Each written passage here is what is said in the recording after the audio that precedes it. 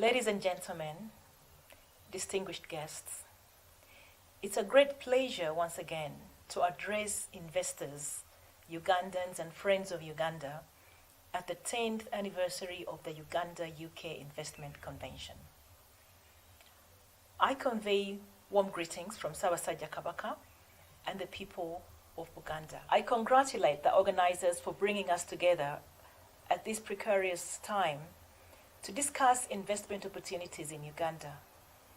The theme, Uganda's Untapped Business Potential, is timely when the COVID-19 pandemic has totally disrupted the way we live and work. As we are adapting to a new normal, we must encourage members of the public to take all the necessary precautionary measures to keep safe. Each one of us must adhere to the laid down standard operations procedures so that we can come out alive and healthy in order to rebuild our economies, safer environments, and peaceful families. Ugandans in the diaspora are important contributors to the economy of the country. And according to the World Bank 2018 report on migration and remittances, Ugandans globally remitted $1.3 billion in 2018. And according to Center for Financial Regulation and Inclusive Uganda, in 2016, remittances from the UK were equivalent to about 5% of Uganda's gross domestic product of $27.9 billion. Yet, with the COVID-19, this has dramatically shrunk. As the Nnabagereka, I feel it is incumbent on you and I to keep hope alive and continue exploring better ways to realize a better Uganda. I implore you to make investments in ventures that are more inclusive and those that empower women. The COVID-19 crisis is having a devastating effect on gender equality. To quote Dr. Sarah Rees, the head of research and policy at the UK Women's Budget Group, women started this crisis from a position of economic disadvantage. We were worried the impact on women's earnings and employment prospects will widen existing gender inequalities, not least the gender wage gap. Emerging evidence on the impact of COVID-19 suggests that women's economic and productive lives will be affected disproportionately and differently from men. Further, women are bearing the burden of 24/7 childcare, domestic work, and peacekeeping within the home.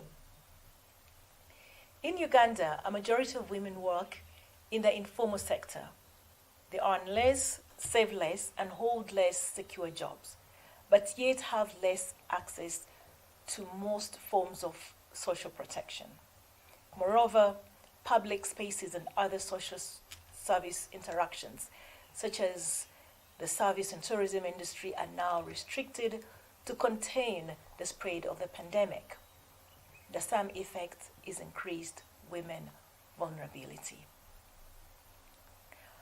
At the 5th Uganda-UK Convention in London in 2015, I presented a paper on the role of Ugandan women in sustainable economic development, and in which I urged our government and private investors to reward the resilience of Uganda's women by putting them at the center of policy and investment decision-making.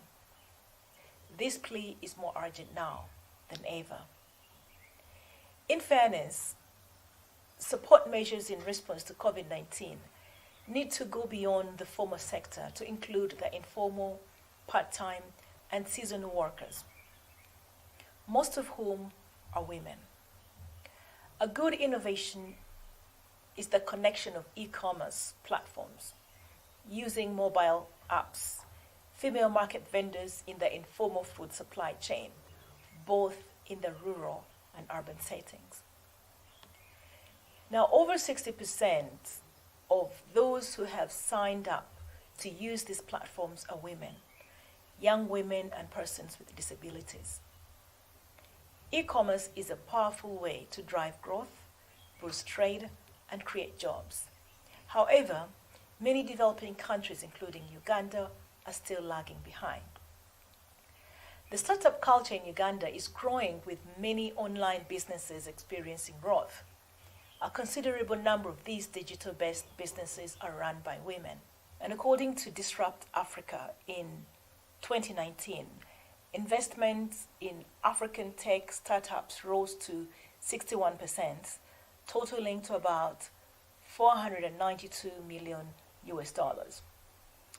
The World Bank reported that Uganda had 16 tech hubs where entrepreneurs collaborated in 2018. The third edition of the MasterCard Index of Women Entrepreneurs ranked Uganda among the top 3 out of the 58 markets evaluated around the world. The majority of women-owned enterprises in Uganda are concentrated in the trade sector, accommodation rentals, and food supply services. Many women successfully traded in the textiles and clothing industry by exporting the chikoi, a multi-purpose East African cloth, to Ghana. The female share of all businesses is lowest in agribusiness, fishing, transport, storage, and information and communication technology. Although non-traditional agriculture exports offer opportunities for Ugandan women farmers, many are unable to exploit their full potential in this area.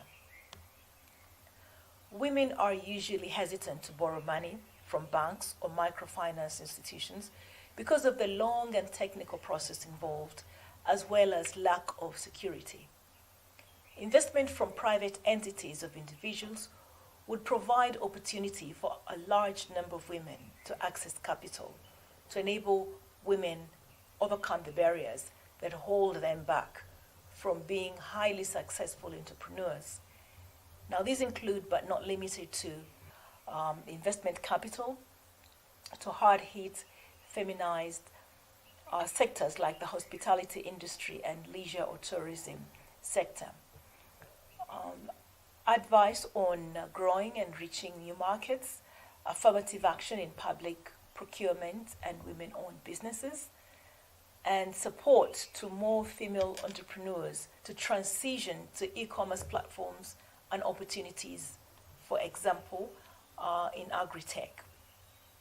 Now, putting women and girls at the center of economic growth in Uganda has numerous advantages. For example, it would support a more rapid COVID-19 recovery, enable more inclusive delivery of the Sustainable Development Goals, empowers future generations, and contributes to grassroots economic growth because women invest their wealth, whatever size it is, in the health and education of their families. Long-standing cultural institutions such as the Kingdom of Buganda have continued to play a positive role in promoting women to achieve sustainable development in Uganda through economic empowerment. Using holistic approaches to empowering young women in leadership roles, social skills, and economic production, we culture institutions are contributing to the transformation that unleashes the presently constrained half of the population to production, wealth, and prosperity. There is need for more concerted effort in working with and for people, a value espoused by Ubuntu Bulam in a flagship program initiative called Ichisakate cha Nnabagereka by the Nnabagereka Development Foundation that I founded in 2000. Ladies and gentlemen, I trust that this convention will translate into measurable and sustainable prosperity for all Ugandans and especially women. I wish you all fruitful deliberations and may God bless you. Thank you very much for listening.